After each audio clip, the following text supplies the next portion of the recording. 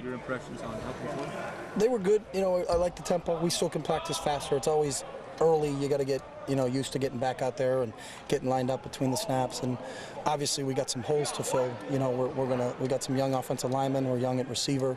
We're young on the D-line. We're young at linebacker spots. But for the first day back, it was pretty good. Coach, you had 3 new guys out there today. What did new guys have to do to prepare themselves for a Chip Kelly spring practice? You can ask them that one. I don't really know. I mean, it's tough because we don't deal with them. And they got here, their first day of class was yesterday, and then they're out here practicing. So it's all very, very, very brand new to them. So, you know, we'll go in and watch the tape and see where we are. But we kind of, you know, we don't throw them in right away. They got to kind of get a feel for what they're doing. Some of them were still getting their physicals this morning. So, you know, it's a great advantage to them because they'll get 15 practices. So when the fall rolls around in preseason camp, they're not going to be a young guy anymore. But, you know, right now it's just still a whole new learning process for them. So. Did you just come in so close last year? It's only been a few months since that title game. Does that sort of carry over into the spring? No, I mean, we've never dealt with the past, whether it was the Rose Bowl or whether it was that. It's about, we look forward. So, you know, we're a forward-looking operation, and we didn't talk much about, and I know we haven't in any meetings. We're talking about getting better and seeing if we can have a productive Tuesday. That's all we're talking about. So. Did you encourage, you know, the new guys like Colt Laera? Did you encourage them to come out this spring? No, that's all their decision. It's up to the individual, and a lot of it depends on how you set up your high school schedule. You know, I'm sure a lot of kids would like to be here, but their schools don't allow them to graduate early. So that's all an individual decision. You know, our main starting point for all of our freshmen is the June when they come here for the summer program. So anybody that got here for now, it's all up to them. And a lot of times it depends on the school system. In a lot of school systems, you can't graduate early. So. And you had Colt at tight end. Is that the position you're looking him at? I mean, actually, we're going to look at him as a D lineman, but we just couldn't get the right jersey on him. Okay. No, I mean, yeah, we're going to look at him at tight end. That's why we put him at tight end. So. Okay. Yeah. But so you're not looking at him at No, we're looking at him as a tight end. That's why he lined up at tight end. So. Coach, how much evaluating goes on this early, and what do you hope to accomplish? You know, the biggest thing for us is the tape. You know, we want our kids to practice in a certain tempo, a certain manner, and now we'll go in. The great part about the spring is we never practice 2 days in a row, so we got a lot of time as a staff to go and really dissect, watch everything, watch all of our drills, see it all over again, prepare for a meeting with them tomorrow, go over all that, and then come back out here on Thursday and do it again. So we're always going a day off in between, so it's a huge teaching time for us, and all the evaluations, most of the evaluation will be done off the film. So. What would you say is the ideal outcome for you after the 15 practices regarding some of your bigger position battles, D-line and linebacker in particular? We don't talk about that. You know, we don't really need to pick a starting lineup until we get ready to play our first game against LSU, and that's a long ways away.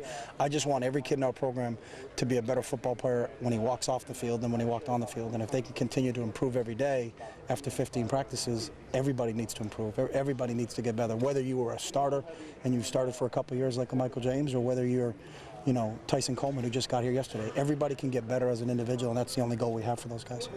Did you have to find any complacency at all coming off the title game with winter workouts and stuff like that? No, and again, I think it depends on who your leaders are, and I think all our guys, the great part about this team is they love playing football, you know, and the past is the past. There's nothing you can do about it. You know, it was a great experience, and we learned a lot of valuable lessons in last year and how to prepare and how to do all those things, but, you know, the unique challenge for us is, and the biggest challenge for us is we lost some great leaders, you know, Casey Matthews, Spencer Patience, Jeff Mayle, Drew Davis, Talmadge Jackson, Brandon Bear, Nate Costa, Jordan Holmes. You go on and on and on. Every single one of those guys had some unique qualities to them and really led them. So now that's the fun part of coaching, is who's the next group that's going to come in. You know, this isn't the NFL where you know your whole team went to the championship game and most of it's coming back and you got to plug in one spot. Is every year someone's going to graduate, someone's going to leave, and you know, who steps up? You know, who's the next? You know, a year ago, we didn't know at this point in time who our quarterback was. It was a big quarterback battle, and then you look at the great year that Darren had. So now we need some young receivers, some young offensive linemen to step up, some D linemen, a couple linebackers. That's what this whole deal's all about. So. Darren seemed more comfortable, more confident coming in. Yeah, he's a byproduct of the experience, and you know, starting 13 games for us. So yeah, he's got a better command and a better understanding. So it's a different spring for him. Pads next week, or when would be the pads? Will be Saturday. You got to go 3 practices in non-pads, 2 of them for the first 2. So 1 and 2 will be that, and then I think it's all done, but I think it's practice 11 or 12 will be our next non-padded practice. So we'll be in pads on Saturday for the first time. We talked about the leadership that you lost. Do you actively try to encourage specific individuals to step into those roles now that those people are gone, or do you just kind of take a hands off to see who will step into? No, we coach that up, and that's a big important part for us. I think, you know, there aren't many people that are just born leaders, I think, but you can cultivate that in them, just like you can teach them a scheme that we run offensively and defensively. You can teach them how to be a really good leader, and a lot of that comes from just their familiarity with the program and understanding it. And we've got a lot of great leaders just from example of doing the right things on and off the field. Now we have to get those guys to be more vocal to get some of our young kids to understand, because it's easy for instead of me saying, hey, I want it done it this way, watch John Boyette, watch how John's doing it, and that's how I want it done. So Darren, give you any insight as to why he changed his number? that was his number in high school, so that's as far as it got for me. So Symbolic significance other than that, or no? I have no idea. You can ask him that question. I would say some wise-ass comment, but I'm going to stop doing that stuff. So I have no idea what 5 was. I know it was his high school number, so I just wanted to go back to it, I guess. You're not gonna stop doing that stuff. Yeah, I am. When you go to the taser position, how do you spell that? TAZR. T-A-Z-R? Yeah. So no E. There's no E, because we don't have an E position. But what does it stand for? You can be the tailback, the A, the Z, or the R. That's how we came up with it. When I was at New Hampshire, it was the Basie position because we didn't have a T, so we had a B, an A, a Z, and a Y. So you could be a Basie, you could be a taser, just acronyms. It's my military background. With everything Daryl Hawkins did last year, the experience with preparing for Auburn, how much is that going to help him with his versatility that he can bring for this season?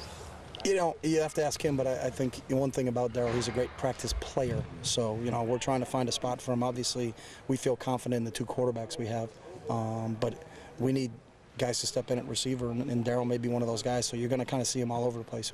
And we have 2 proven tailbacks. So, you don't know who your third tailback is. Yeah, that could be him. So, he could be a receiver, he could be a tailback, but he's too valuable a kid to just be your third quarterback, because I hope and I pray that we don't have to play a third quarterback. Could be a taser. He could be a taser. Exactly. Exactly. When you talk about coaching up leaders, Mm-hmm. do you identify certain guys, or are you talking about the entire team? We talk about the entire team, and then at that point in time, it really becomes, we have 16 squad leaders again. I let our players kind of pick that, because they're with the kids all the time. So sometimes I think as a coach, we see them in the Cavs, but I don't see them on campus. I don't see them out, and those guys have a better feeling for it. But then once we have those 16 squad leaders, I spend a lot of time more with those guys than anybody else, and talk about what being a leader is all about. Be the first to serve, be the last to be served, be the first one to identify what our team standards are and be the last one to break them. There's a lot of different things that our players do naturally, but they don't realize that they're doing it naturally, and they don't realize that other people are, really look up to them. Sometimes it's hard for kids to say, hey, and it's hard because it's a maturation process. Some of those kids a year ago were finding their way around and not learning how to line up, and now all of a sudden they're the wily veteran at their group. So.